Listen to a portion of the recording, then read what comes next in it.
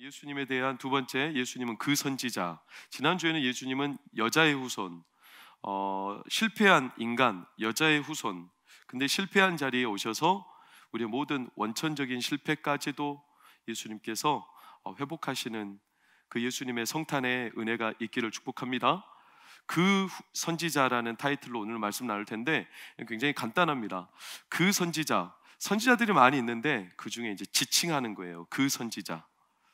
그라는 정관사를 쓰면 훨씬 대상이 뚜렷해지죠. 이곳 저곳 말고 그곳 하면 어딘지 정확해지는 거죠.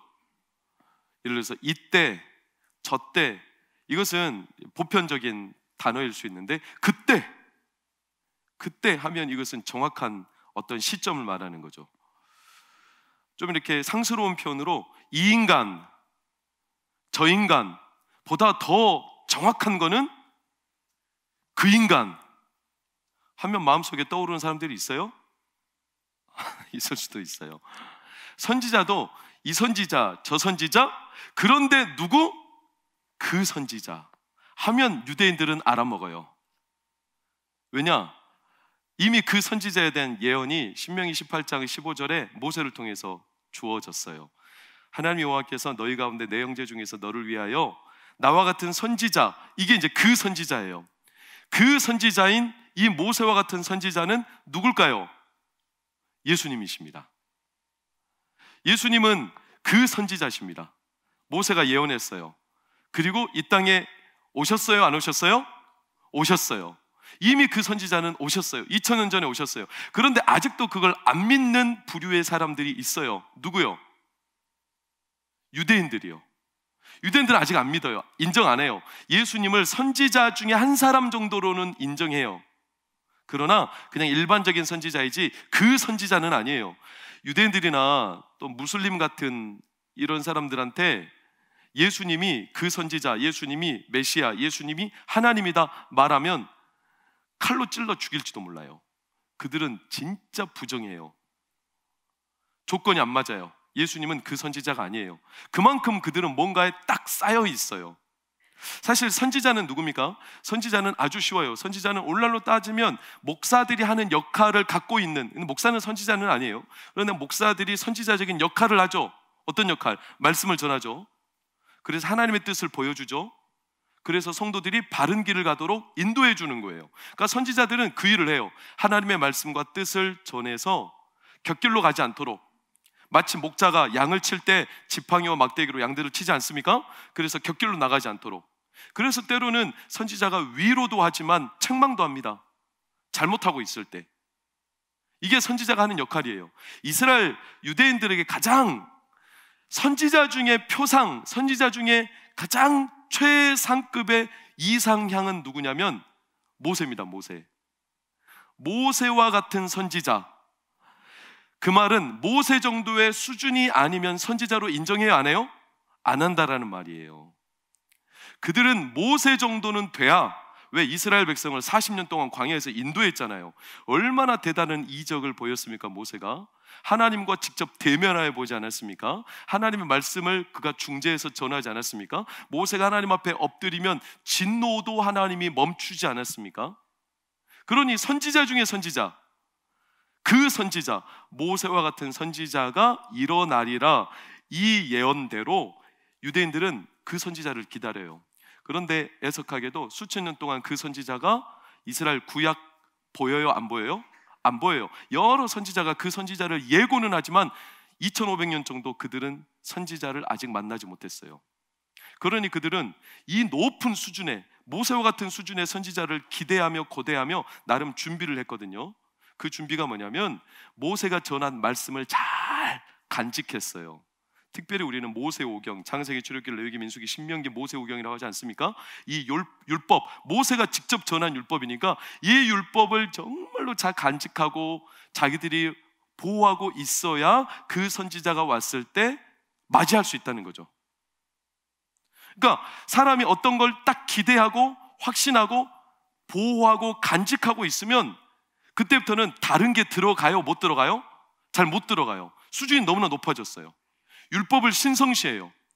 다른 사람들은 잘 인정하지 않으려 해요. 왜? 이미 성경에서 모세와 같은 선지자라고 지칭을 해버렸기 때문에.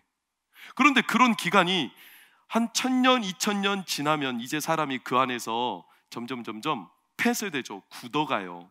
사람이 너무 기대치가 높고 자기 확신이 너무 뚜렷해지면 남의 말이 안 들려요. 그게 이제 맹점인 거예요. 이 유대인들은요, 모세율법을 얼마나 치열하게 연구했는지 몰라요. 모세율법을 가지고 613가지로 딱 율법 조항 만들고 그 율법으로도 모자라서 그걸 해설서를 썼어요. 해설서. 그 해설로 모자라가지고 그 해설서에 또 해설서를 썼어요. 그리고 그 해설서에 또 해설서를 썼어요. 얼마나 율법을 잘 간직하고 싶었는지 그렇게 잘 지켜오려고 애썼는데 문제는 그게 족쇄가 되어버렸어요. 족쇄가 자기들만의 영역처럼 딱 굳혀져 버린 거예요. 그래서 웬만한 사람이 와서 말해도 이제 듣질 않아요. 사람이 그렇지 않습니까? 자기가 기대하고 확신하는 게 뚜렷하면 그 기대치에 못 미치면 그게 눈에 들어와요, 안 들어와요? 안 들어와요. 결혼 대상자 이상향이 있잖아요. 근데 이상향이 예를 들어서 착하고 돈도 얼마 잘 벌고 신앙도 좋고 그리고 뭐 가정도 훈훈하고 그리고 그 사람 외모도 준수하고 이런 이상향을 갖고 있어요. 그런 남자가 세상에 있어요, 없어요? 있어요. 있는데 문제는 그 사람이 나를 안 사랑한다는 게 문제예요. 그래가지고 그 사람 외에는 눈에 들어와요, 안 들어와요? 안 들어와요. 그래서 나이가 들면 들수록 결혼하기가 쉬워요, 어려워요? 어려워지는 거예요. 견고해지는 거예요. 자기 확신과 기대감이 너무 뚜렷해지는 거예요. 그럼 딱 견고해져요. 이거를 자기들은 맞다고 생각하고 그 안에 고인물처럼 갇혀지는 거예요. 그러다 보니까 유대인들이 율법은 남았는데 율법의 정신을 잃어버렸어요. 모세가 전한 율법의 정신이 뭔 줄 아세요? 모세가 전한 말씀의 정신은 이거예요. 말씀을 전하면서 모세의 율법을 통해 하나님께로 더 가까이 가는 겁니다. 하나님을 더 사랑하는 겁니다. 신약적인 표현으로 말하면 죄가 더한 곳에 뭐가 더한다? 은혜가 더한다, 이겁니다. 네, 율법을 통해 죄를 깨닫게 되니까 하나님의 은혜를 더 사랑하게 되는 거. 이게 모세가 전한 모세의 정신인데 이들은요, 그때부터 모세의 정신은 사라져버리고요, 율법의 껍데기만 남았어요. 이걸 신성시해요. 그래서 다른 것들은 전혀 귀담아 듣지 않아요. 그래서 진짜로 그 선지자가 오셨거든요. 누가? 예수님이 오셨거든요. 예수님이 안 들어와요. 예수님이 모세처럼 하나님의 말씀을 입에 담아 전하거든요. 모세와 같은 이적을 베풀거든요. 그들에게 안 들어와요. 그들이 예수님을 모르는 게 아니에요. 그들이 선지자를 모르는 게 아니에요. 알아요. 아는데 인정하고 싶지 않은 거예요. 왜? 자기들이 갖고 있는 이 독보적인 것을 빼앗기고 싶지 않은 겁니다. 똘똘 뭉쳤습니다. 그래서 선지자가 오니까 반갑지 않아요. 그때마다 던지는 질문이 있어요. 선지자한테 뭐라고? 네가 그리스도냐? 네가 엘리야냐? 네가 그 선지자냐? 오늘 본문이 바로 그거예요. 세례 요한에게도 똑같은 질문을 던지죠. 요한복음 1장 21절 다시 한번 보세요. 세례 요한에게 뭐라고 질문 던집니까? 묻되 그러면 이 앞선 구절에서 네가 그리스도냐? 세례 요한이 아니라. 네가 엘리야냐? 아니라. 그럼 그 선지자냐? 아니라. 이 사람들은요, 진짜 그 선지자인지 기다리며 확인하고 싶어서 질문을 던지는 게 아니라 경계하는 거예요. 이 사람이 그 선지자가 아니면 어떻게 하려고? 쳐내버리려고. 그런데 그 사람이 그 선지자가 맞다면 어떻게 할까요? 그래도 쳐냅니다. 이제는 완전히 고립된 독선에 빠진 사람들이 되었습니다. 그러니 예수님이 왔어요. 예수님을 고발하고 예수님을 빌미를 잡아 내쫓을 궁리만 해요. 유대인들이 어떻게? 귀신 들렸다고 말해요. 신성 모독이라고 말해요. 예수님의 출생이 불분명하다고 그래요. 그래서 그 선지자가 아니라는 거예요. 그러니까 예수님이요, 그들과 언쟁을 하다가 요한복음을 꼭 한번 자세히 들여다보시면 같은 싸움을 계속 반복하는데 예수님의 말씀이 정확합니다. 요한복음 5장 45절 46절 한번 보실래요? 예수님은 그들에게 던지는 말이에요. 내가 너희를 아버지께 고발할까 생각하지 말라. 너희를 고발하는 이가 있으니 곧 너희가 바라는 자 모세니라. 너희가 모세를 따른다고? 아니, 너희들은 모세로 인해서 고발당할 수밖에 없어. 왜? 모세의 정신을 전혀 거꾸로 이해하고 있기 때문에요. 그러니까 모세가 온다면 저들을 고발할 거라는 거예요. 심지어 46절에 모세를 믿었더라면 너희들이 반드시 나를 믿었으리라. 너희가 진짜 모세를 바로 알았다면, 모세가 전한 율법을 진짜 바로 간직하고 그 마음을 갖고 있다면 나를 거절할 게 아니라 그 선지자를 진짜 받아들여야 하는데 너희들은 지금 전혀 거꾸로 하고 있다. 사랑하는 성도님들, 이 유대인들의 모습 안에 족쇄가 있어요. 족쇄가. 그 선지자를 막아요. 만나지 못하게 막는 족쇄, 우리 삶의 족쇄. 저는 오늘 족쇄라는 단어를 제법 좀 쓸 거예요. 근데 이게 족쇄가 왜 생기냐면 엄밀히 말하면 생활의 염려, 생활의 형편 때문에 많이 생겨요. 이 유대인들도 불쌍한 사람들입니다, 사실은. 왜냐? 그들도요, 선지자를 진짜 처음에는 순전한 마음으로 기다렸던 사람들이지 이 사람들이 이렇게 독선적인 사람들이 아닙니다. 바리새인들이라는 사람 자체가 거룩한 자들 아닙니까? 그들 하나님의 말씀을 잘 지키고 싶었어요. 잘 보존하고 싶었습니다. 그런데 수많은 세상의 어떤 세파 그리고 세월이 지나가면서 이들이요, 하나님의 말씀 거기에 천착하고 그 말씀을 열심히 연구하는데 나중에는 그 연구의 결과 공로들이 자기들의 대상이 되어버려요. 숭배의 대상이. 그래서 이들이 점점 곁길로 나가게 돼서 나중에는 믿는 대상은 사라지고 자기들이 연구하고 노력한, 자기들이 열심히 투자한 것으로 딱 쌓여버려요. 유대인들은 불쌍한 사람들이죠. 그래서 결국 그 선지자 예수님이 왔는데 인정해요? 인정 못해요? 인정 못해요. 우리들 입장에서는 답답해요. 왜? 우리들은 예수님을 믿습니까? 안 믿습니까? 믿습니다. 우리는 예수님을 그리스도로 믿습니다. 메시아로 믿습니다. 그 선지자입니다. 추후의 의심도 없습니다. 그런데 유대인들은 그렇지 못하죠. 그럼 유대인들만의 문제냐? 그렇잖아요. 우리들의 문제이기도 해요. 왜? 유대인들이 선지자를 기다리는 동안 수천 년이 지났습니다. 그러면서 나라가 망했다가 회복했다, 망했다, 회복했다 반복합니다. 그러면서 그들의 삶은 황폐해져 갑니다. 그 선지자가 와서 우리를 좀 인도해 줘야 되는데, 그게 선지자가 우리를 이끌어가는 목적인데 선지자가 어서 와야 될 텐데 자기들의 삶이 이렇게 황폐해져 가는데 자기를 이끌어줄 선지자가 없어요. 그러니 사람이 급하면 지푸라기라도 잡고 뭐도 잡듯이 이 사람들이요, 점점 그 선지자가 더디오고 그 선지자가 좀채 나타나지 않으니까 자기 삶에 이것도 붙잡고 저것도 붙잡고 여러 가지 수단을 붙잡습니다. 왜? 살아야 되니까요. 어쩔 수 없으니까요. 그래서 하나님만 믿고 기다리던 그들의 마음에 점점 다른 믿는 대상들이 이리저리 쌓입니다. 그래서 신명기 18장에 선지자를 예고하는 장면 2절을 보면 그들이요, 예를 들어서 점술도 보고요, 그 가나안이라는 세상적인 배경 안에서 일어나는 어떤 다른 미신이나 우상도 섬기고요, 길흉을 말하는 점치는 사람들을 갖다가 자기 족속으로 끌어들이기도 하고요. 이런 많은 가장 극적인 장면이 에스겔 8장이거든요. 에스겔 8장을 나중에 꼭 집에 가셔서 읽어보시면 거기에 뭐가 등장하냐면 성전에다가 이 교회죠. 교회 뭐 뜰이 있고 그 안에 또 이제 성소가 있고 지성소가 있는데 그 성전의 형상의 에스겔이 환상을 봐요. 그런데 이스라엘 백성들이 뭐 하고 있냐면 성전 벽에다가 온갖 다양한 우상의 그림을 그려놓고요, 거기다가 절하면서 엎드리면서 나중에는 담무스라는 바벨론 신화에 등장하는 담무스라는 신에게 막 예배를 드리는 장면이 나와요. 그러니 얼마나 곁길로 가버렸어요. 왜? 길을 잃어버렸어요. 그 수천 년 동안 선지자를 기다리는데 영혼이 방치돼 버렸어요. 왜? 너무나 사는 게 힘들어요. 그래서 이것저것 삶에다 자꾸 붙들고 살다 보니까 하나님의 말씀은 막혀버렸어요. 점점 말씀에서 벗어나게 되어요. 마치 땅과 같아요. 땅을 그대로 내버려두면 황무지 되죠? 그래요, 안 그래요? 그래요. 계속 괭이로 파줘야 돼요.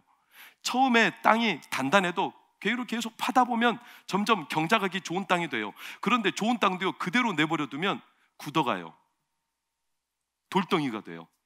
그래서 씨를 뿌려도 안 나게 돼요. 우리의 영혼의 상태가 비슷해요.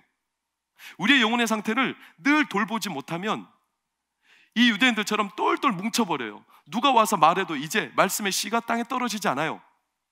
막혀버려요. 우리의 영혼이 황폐화되는 거예요.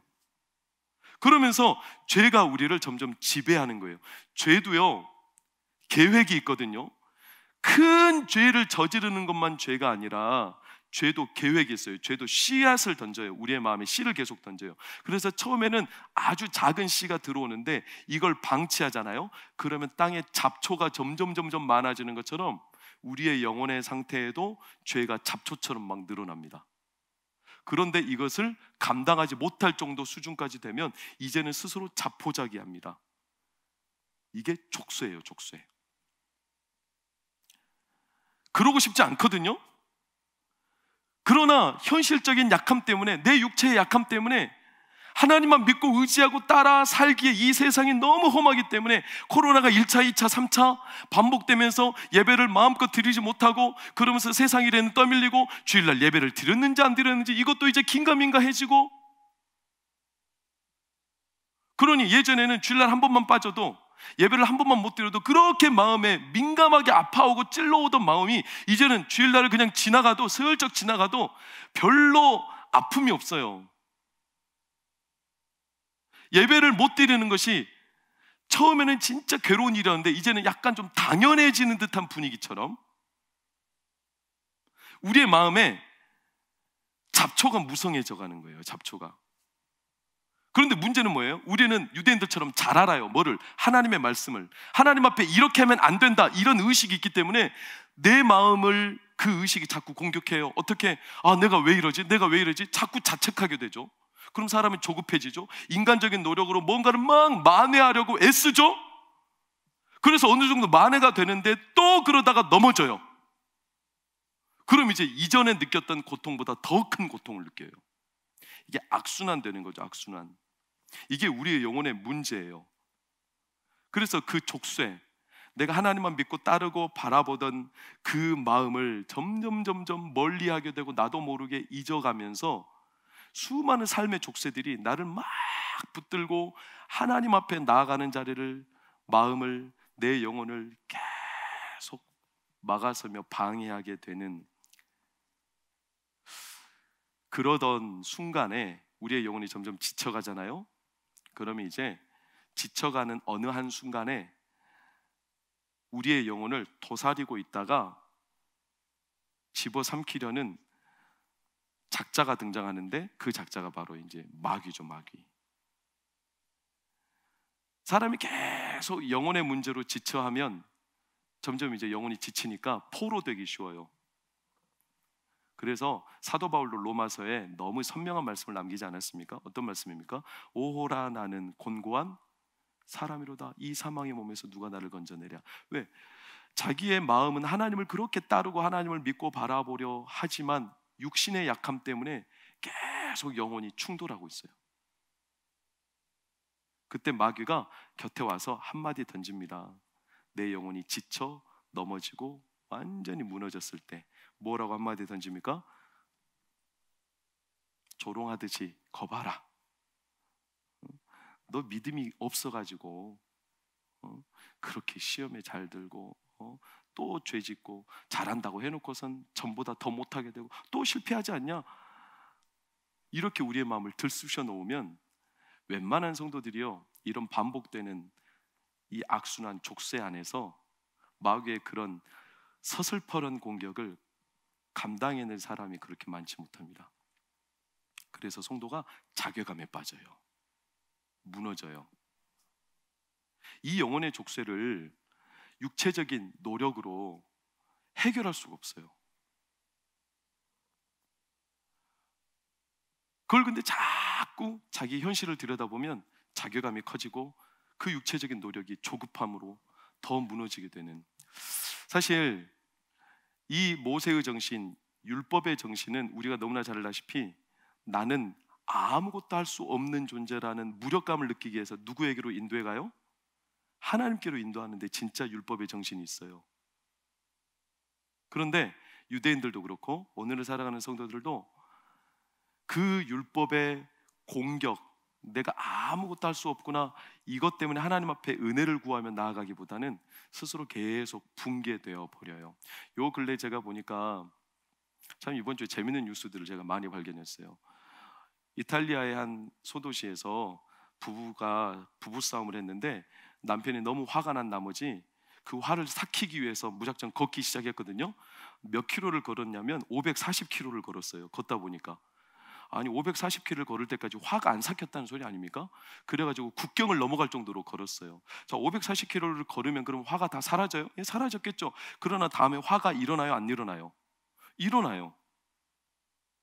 아무리 노력해도 우리의 육체의 약함을 극복할 수가 없어요. 중랑구에선가요? 족발집에 이번 주 큰 사건 있지 않았습니까? 한 회사에서 족발집에 음식을 주문했는데 야식으로. 근데 이제 족발이 왔어요. 족발을 먹고 있어요. 그리고 반찬으로 딸려온 부추김치를 먹으려고 딱 뜯었는데 이야, 그 안에요 쥐새끼가 꿈틀대고 있어요. 보셨어요? 아, 그때부터는 저는 족발 못 시켜 먹겠어요. 아니 어떻게 반찬 속에 쥐새끼가 있습니까? 너무 사장도 몰라요. 어떻게 거기 들어갈 수 있지? 그래서 CCTV를 조사하면서 이틀 뒤인가 3일 뒤인가 원인이 나왔어요. 뭐냐?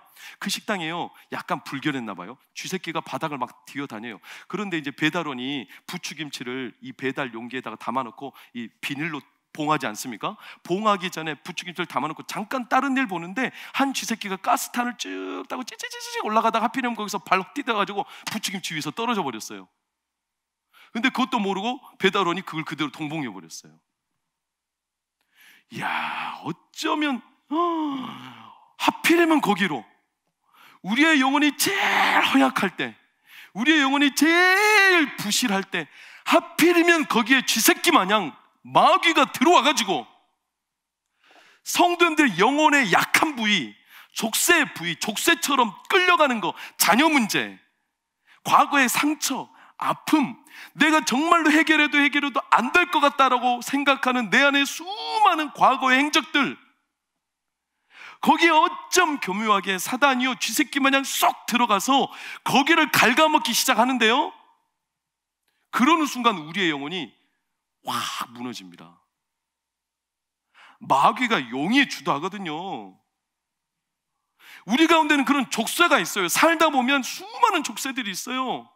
하나님과의 관계를 계속 맞게 하는 족쇄들이 있어요. 뭡니까? 성도님들, 이 자리에 예배하고 온라인으로 예배하는 성도님들, 여러분들의 삶의 족쇄는 뭡니까? 그게 자녀일 수도 있고 경제적인 부분일 수도 있고, 그게 또는 가정의 어떤 형편일 수도 있고 누군가의 관계일 수도 있고, 내 안에 일어났던 여러 가지 과거의 상처, 아픔, 하나님도 이제는 그거는 못 건드려 하는 이런 영역들이 있을 수 있습니다.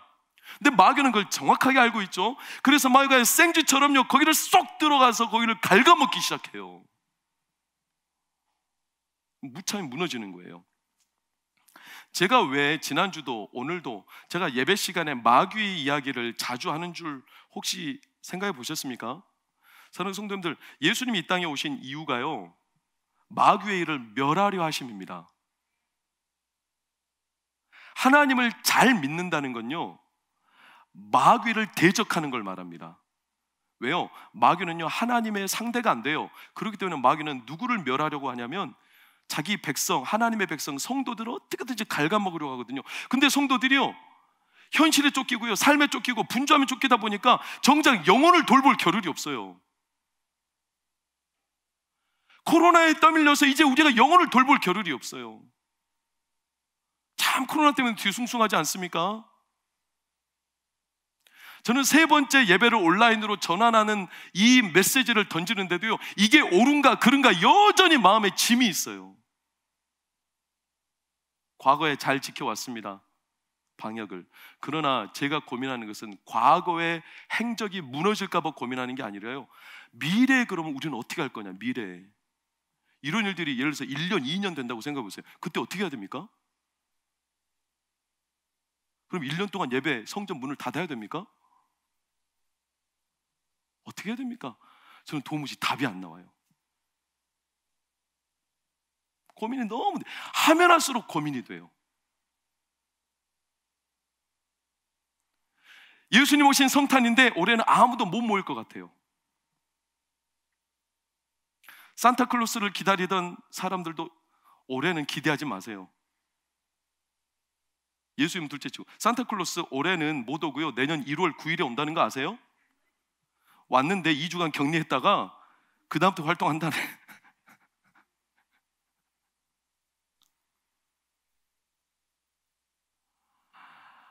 우리 지금 현재 떠밀리고 있는 상황들이요, 예배를 회집하느냐 못하느냐가 아닙니다. 사랑하는 성도님들의 영혼의 상태, 성도님들의 그 마음, 가정, 지금 계속 붙들리고 있는 족쇄가 뭡니까? 족쇄가 계속 감옥처럼 어두침침하고, 예수님이 왜 이 땅에 오셨는가? 선지자로 오셨어요. 선지자로 오셨다는 말은 바로 그거예요.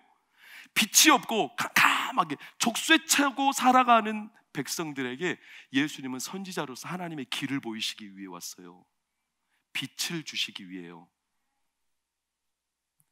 진짜 내 삶이 칠흑같이 감옥 같다, 그러면 진짜 빛이 필요하죠. 빛이 필요합니까? 진짜 그때야말로 빛이 필요한 겁니다. 감옥 같다면, 족쇄차였다면 그럴듯한 수준에서 그냥 지나갈 게 아니라,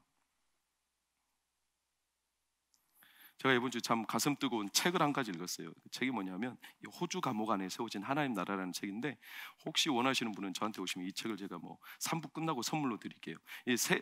그 CTS 새롭게 하소서에도 출연하신 윤치영 목사님이라는 이야기예요. 이분이요, 호주에 가서, 긴 이야기는 할 수 없어요. 근데 이분이요, 진짜 억울한 사정으로 청소년 사역을 하다가 고3 애가 쉽게 말하면 연애질 하다가 뉴질랜드까지 남자친구를 쫓아서 도망간 거예요. 가출한 거예요. 그러니까 그 애를 잡으려고 윤채영 목사님이 전도사 시절에, 지금부터 15년 전인데 붙잡으러 갔어요. 어떻게 호주에서 뉴질랜드까지 갑니까? 도망을. 그러니까 얼마나 부모는 속 타겠어요. 윤채영 목사님이요, 이 애를 설득하기 위해서 청년 2명을 데리고 갔습니다. 그래서 아이를 데려오는데 안 와요. 미쳐버렸어요. 완전히 어둠에 쌓였어요. 오라 해도 안 와요. 그러니까 우리 한국 정서는 어때요? 등장, 네 놈의 새끼, 응? 우리의 정서 아닙니까? 저도 청소년들 그렇게 많이, 지금에 와서 말하지만 죄송합니다. 고발하지 마세요. 저도 때렸거든요. 때리면서 뉴질랜드에서 끄집고 왔어요. 그리고 부모한테 넘겼어요. 끄집고 오면서 도망 못하게 여권, 핸드폰 이런 거 다 부모한테 넘기고요. 그리고 청년 2명을 통해서 도망 못 가게 붙잡아가지고 왔어요. 이제 문제가 해결됐죠. 근데 그 다음날로 느닷없이 경찰이 윤치영 전도사님 집에 찾아왔어요. 수갑을 딱 채워요. 이유는 뭐냐? 3가지 죄목시예요. 첫 번째 납치, 2번째 폭행, 3번째 강도. 그래서 도합 어떤 형이 나올 것 같냐면 48년. 미칠 노릇이죠. 구치소가요, 우리나라처럼 좋지 않아요. 30m 지하래요. 들어갔더니요, 벌레가 이불을 덮었는데요, 벌레가 자기 머리 위로 왔다 갔다 해요. 그런데 추우니까 어쩔 수 없이 덮고 있는 거예요. 주변에 있는 사람들이 살인자, 마약쟁이들, 갱스터들이요, 살 수가 없어요. 두려워 죽겠어요. 하나님 앞에 왜 나를 이곳에, 나 그렇게 사역 열심히 하고 정말로 최선을 다해서 살아왔는데 하나님 나한테 왜 이런 감옥 같은 현실을 주시는 겁니까? 하나님은 대답이 없어요. 이 전도사님 청년의 기사가 호주 신문에 확 났어요. 2004년도에 뭐라고 났냐? 호주 한 교회 전도사 청년 2명 데리고 고3 학생 납치하다, 이렇게. 그러니까 갱스터들이 이 사람이 왔는데 이 사람이 도대체 누구냐, 정체가 뭐냐. 그래서 한 방에 갔는데요, 그때부터 이상한 사건들이 일어나요. 방에 들어갔더니 사람이 이 사람에 대해서 막 물어요. 너 한국 갱스터냐? 처음에는 대답하기 귀찮아요. 나 한국 갱스터다, 이렇게 대답하고 하나님의 원망 어린 시선으로 그 시간을 보내는데요, 나중에는요, 그래도 사람들이 계속 물어요. 도대체 너는 누구야? 너 누구야? 그랬더니 전도사야. 아니, 전도사가 여길 왜 있어? 자초지종을 막 설명해요. 그래서 사람들이 의아해요. 아니, 전도사가 왜 여기 있는 거야? 그러면서 이 전도사의 마음에요, 문득 다른 생각들이 밀려오기 시작해요. 그게 뭐냐? 하나님 나를 이곳에 보내서 이 사람들 만나게 하신 이유는 도대체 뭐냐? 그래서 이 사람이요, 갑자기 복음에 대한 열정이, 하나님에 대한 원망은 있는데 복음을 전해야 되겠다는 직업정신일까요? 그래가지고요, 옆에 있는 사람한테요, 이 많은 구치소, 이 많은 감옥 안에 전도사는 목사가 몇 명이나 있겠냐? 그 사람 대답합니다. 1명도 없지. 너밖에 없지. 맞아, 하나님이 나를 특별히 이곳에 보내셨어. 왜? 너를 만나게 하시려고. 그때 죄수가 막 감동을 하는 거예요. 아무것도 아니잖아요. 그러면서 그때부터 하나님의 복음을 전하는데요, 이 사람이 복음을 듣고 변화가 일어나요. 근데 그 다음날 됐더니 문이 뻑 열리더니 윤치영 옆으로 가. 그래가지고 또 옆방으로 옮기는 거예요. 나중에 알고 보니까요, 절대로 그렇게 방을 옮기지 않거든요. 근데 이상하게 하나님이요, 주마다 방을 계속 옮겨요. 옮길 때마다 또 죄수는, 넌 누구야 도대체? 전도사야. 전도사가 왜 이곳에 왔어? 자초지종 설명하고, 이곳에 전도사가 몇 명이나 있겠어? 1명도 없지? 나는 너를 위해서 온 거야. 그럼 또 그 사람 또 복음을 받아들여요. 며칠 있다가 또 감옥을 옮겨요. 그럼 거기서 또 물어요. 너는 누구야 도대체? 나는 전도사야. 전도사가 왜 여기에 있어? 자초지종 설명하고 나는 너를 위해서 여기에 하나님 보내신 거야. 복음을 전해요. 그래가지고 전도한 사람이요 7명, 8명 막 돼요. 감옥에서요. 그리고 구치소잖아요. 아직 형을 안 받았잖아요. 얼마나 사람들이 간절합니까? 형을 받기 직전에 윤치영 전사한테 와서요, 형 잘 받게 해달라고 기도를 해요. 그럼 놀라운, 형 잘 받게 해달라고 기도해 주죠? 그럼 그 사람이 실제로 형이 잘 받아져요. 소문이 나기 시작했어요. 기도해 달라는 거예요. 근데 너무나 많이 오니까 기도를 다 해줄 수 없잖아요. 그래서 기도문을 써줬어요. 기도문을 써줬던 이 사람들이 이 기도문을 가지고요 가서 구치소 이제 형 받는 재판장에 가서 이걸 읽어요. 계속 재판을 그때면서 읽어요. 읽으면서 막 울어요. 옆에 있는 모슬렘 사람이, 불교도가 와서 너 도대체 뭐 읽냐? 윤뭐뭐가 이거 써줬어. 나도 줘봐. 불교인이 그걸 읽어요. 눈물이 줄줄줄 흘러요. 옆에 있는 무슬림은 기독교인하고 상종도 안 하거든요. 무슬림 와서 물어요. 너 뭐 읽냐? 기도문 읽어. 나도 줘봐. 읽어요. 눈물이 줄줄 흘러요.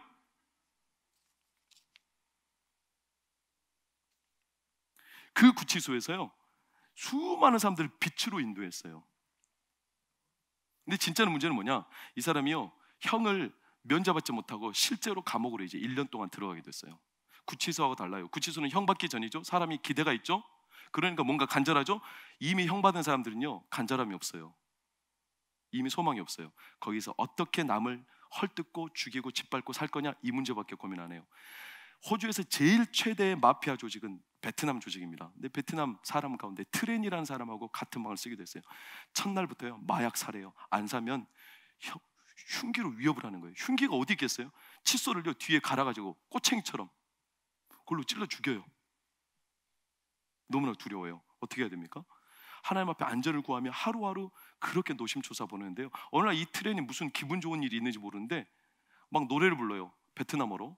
그랬더니 윤치영 전사님이 잘한다고 칭찬했어요. 그랬더니 트렌이 기분이 업돼가지고 중국어 노래도 부르고, 중국계 베트남이거든요. 막 노래를 부르는데 이 사람이요 너도 한번 불러봐. 그리고 윤 전사님도 노래 불러보면 윤 전사님이 거기서 무슨 노래를 부르겠어요? 에라 모르겠다. 멜로디도 없이요 할렐루야, 할렐루야만 연신 외쳤어요. 그러니까 트렌이요 할렐루야가 막 좋다고 따라해요. 뭔 뜻인지도 모르고. 놀랍죠? 그 할렐루야 한참 부르다가 트렌에게 성령의 강권적인 임재가 있었어요. 그래서요 그 감옥에는요 여러 번역 성경들이 있거든요. 여러 번역 성경들이 죄수들에게 나눠주는 건데, 지난 8년 동안 그 감옥을 오가는 목사님이 베트남 조직을 전도하기 위해서 그렇게 했었는데 전도가 그렇게 안 돼요. 8년 동안 한 번도. 그런데 이 트렌의 변화로 인해 가지고 베트남 성경은 한 번도 나가지 않았는데 순식간에 50권이 싹 나가버렸어요. 왜? 그 트렌 때문에 베트남 죄수들이요 예수 그리스도를 영접하게 됐어요. 그래서 이 사람들이요 전에는 계속 노가리 까고 놀고 위협적으로 놀던 사람이 그때부터 베트남 죄수들이요 구석에 처박혀가지고 뭐하고 있냐면 성경 말씀을 읽고 있어요. 이건 제 간증이 아닙니다. 그런데 우리는 기억해야 됩니다. 남의 간증도 자기 간증처럼 하나님의 은혜를 구할 수 있는 사람이 진짜 능력자입니다. 마지막 최대 위기가 왔어요. 뭘까요? 무슬림 방으로 이감되게 됐어요. 무슬림들은 예수를 선지자로 인정해야 안 해요? 안 해요. 예수를 하나님으로 인정해야 안 해요? 안 해요. 그래서 그 사람들은요 윤치영 전도사가 기독교인이라는 걸 알아요.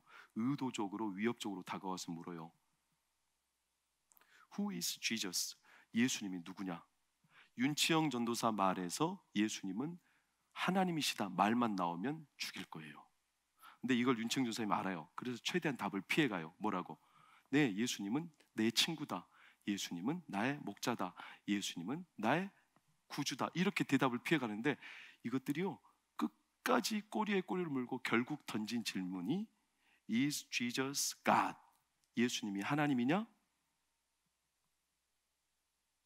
무슬림들이요 주변에 둘러싸여서 윤치영 전사를 죽일 위기 가운데 처했어요. 윤치영 전사님이 그 순간에 어디에서 나왔는지 모르지만 성령의 충만한 마음으로 외쳤어요. Jesus is God! 예수님이 하나님이다! 그 순간 그 사람들이 영적인 기세에 눌려서 잠깐 뒤로 추춤. 이제 그날 밤 윤청 전사를 죽일 거예요. 만든 흉기로. 근데 그날 밤에 웬일인지 모르게 하나님은 윤청 전사를 전혀 다른 방으로 이감시켜 버렸어요. 그 가운데 무슬림 한 사람을 윤청 전사가 만나서, 그 사람은요 굉장히 예수 그리스도에서 오픈된 사람이에요. 그 사람이 어쩌다가 팔을 다쳤어요. 너가 진짜 예수님이 선지자가 맞고 예수님이 왕이라 맞다면 너가 믿는 예수님이 나를 고쳐야 되지 않겠냐? 기도해라. 기도해 주라. 이 사람이 왔어요. 윤청 전사님이 할 수 있는 기도가 없잖아요. 하나님 앞에 한국어로 이렇게 기도해요. 팔을 붙잡고, 하나님 큰일 났습니다.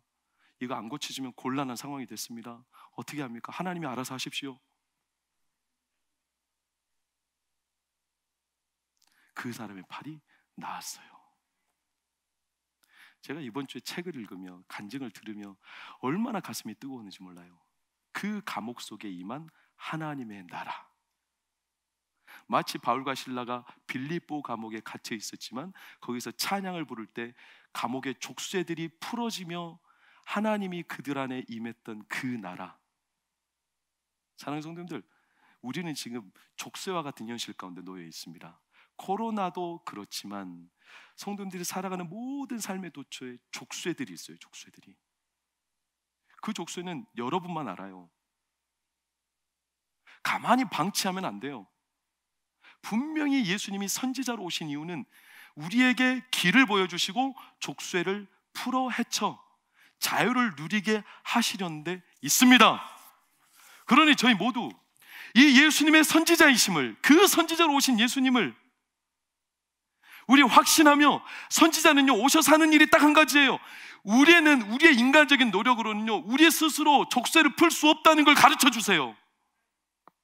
율법이 하는 일이 그거 아닙니까? 죄를 깨닫게 하죠. 죄를 해결하지 못한다는 걸 깨닫게 하죠. 그래서 선지자들의 선포와 율법의 선포는 나는 할 수 없으니 나에겐 누가 필요하다? 예수 그리스도가 필요합니다. 성도님들 삶과 가정에 예수님이 오셔야 되고 오셨음을 믿습니다. 그분이 우리의 족쇄를 풀어 헤치시는 겁니다. 나룻배가 이쪽 강에서 저쪽 강으로 옮겨지려면 어떻게 해야 됩니까? 이쪽 강에 묶여있던 나룻배의 줄을 끊어야 이쪽 강으로 갈 수 있는 겁니다. 여전히 묶여 있습니까? 묶여 있습니까? 예수님이 그 줄을 끊어주셔야 합니다. 예수님이 그 선지자로 오신 거예요. 선지자로요. 얼마나 놀라울 정도냐면 예수님에 대한 요한복음 1장 14절 기사를 보세요. 말씀이 육신이 되었어요. 말씀이 육신이. 우리가 그토록 물리치기 어렵고 이기기 어려운 육체를 입고 오셨어요. 육체를 부정하시는 게 아니라. 그래서 예수님은 오셔서 육체의 한계를 다 경험하셨어요. 현실의 어려움을 그분도 경험하셨어요. 그리고 죽음까지도 경험하셨어요. 그러나 육체의 그 현실을 부활로 극복하셨어요.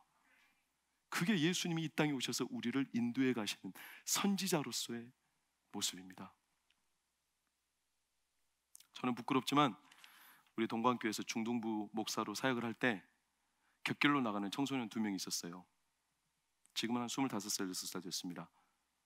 그들이 하도 곁길로 나가기에 제가 하루는 벼르고 얘네들을 바로 잡아줘야 되겠다. 가정이 좀 불우했습니다. 그래서 제가 그 녀석들을 저기 새가족실 2층에 데려와서요, 죄송합니다, 지금 그렇게 하면 안 되죠. 할 수도 없죠. 제가 그때 화장실에서 밀대를 가져와서 걔네들 엉덩이를 10대씩 때렸는데 나중에 보니까 이게 찢어졌더라고요. 그렇게 심하게 됐어요.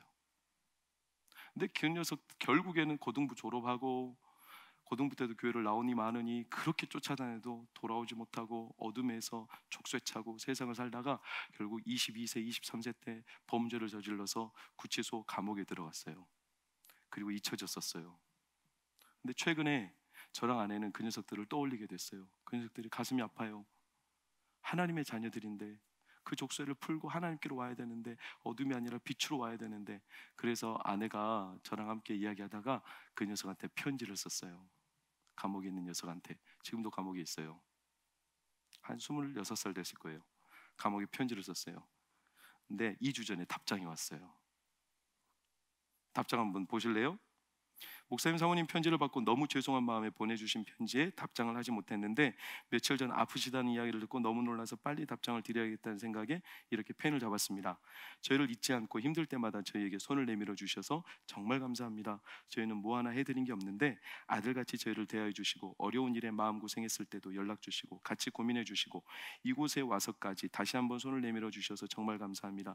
목사님 사모님도 힘드실 텐데 이렇게까지 생각해 주셔서 어떻게 해야 될지 받은 은혜를 이제 저희가 보답해 드려야 할 텐데 사모님의 말씀처럼 제 마음을 빛의 생각들로 채울 수 있게 노력하겠습니다.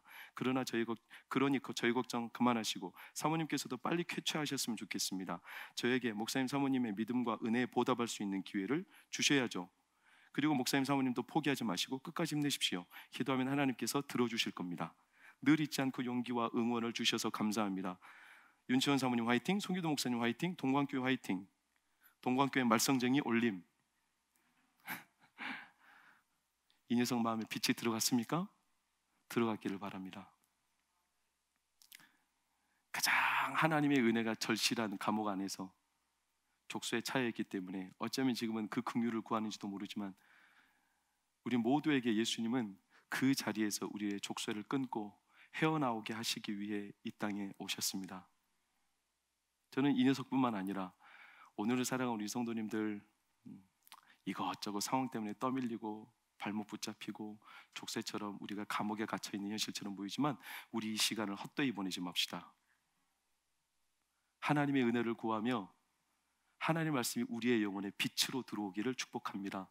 말씀이 육신이 되신 그 예수님께서 우리 가운데 육체의 약한 현실을 잊고 오신 예수님이라서 우리를 위로하실 수 있고 우리를 도우실 수 있고 우리의 삶의 족쇄와 같은 현실도 끊으실 수 있습니다. 그분께서 우리 동광교회 모든 성도들을 빛으로 말씀으로 늘 인도해 주시기를 예수의 이름으로 축원합니다. 제가 기도하겠습니다. 하나님, 참 어려운 현실입니다. 반복되는 상황이 우리를 황폐하게 만듭니다. 그리고 우리의 마음을 무너뜨립니다. 그러다 보니 우리의 영혼은 황폐해져 갑니다. 갈팡질팡합니다. 점점 우리 안에 반복되는 자괴감, 자책감, 빛을 잃어가고 어둠에 쌓일 수밖에 없는 현실들, 우리의 육체적인 노력으로는 이 약함을 이겨낼 수가 없습니다. 그래서 예수님 이 땅에 그 선지자로 오셨습니다. 우리의 약함을 아시고 우리 스스로 헤어나올 수 없음을 아시고 그리스도께로 인도하며 하나님의 도우심으로 우리를 이끌어 가실 줄 믿습니다. 그러니 우리 성도들 코로나로 인해서 황폐하고 황무한 상황에서도 말씀이 육신이 되어 이 땅에 오신 것처럼 우리 성도들의 삶에 말씀이신 예수님께서 임하여 주시옵소서, 성육신하여 주시옵소서. 그리고 말씀을 읽을 때 예수님이 우리의 마음속에 뜨거운 성령으로 빛으로 들어오게 하여 주시옵소서. 그리고 이 시간에도 족쇄에 차인 여러 질병, 고통, 자녀의 문제, 환경의 문제, 우리의 마음에 도사리고 있는 수많은 족쇄로 묶인 성도들이 있다면 예수 그리스도 이름으로 선포할 때 그 족쇄가 풀리고 자유함을 얻고 나음을 얻고 하나님의 백성으로서 당당하게 살아가는 믿음의 가족들 되게 하여 주옵소서.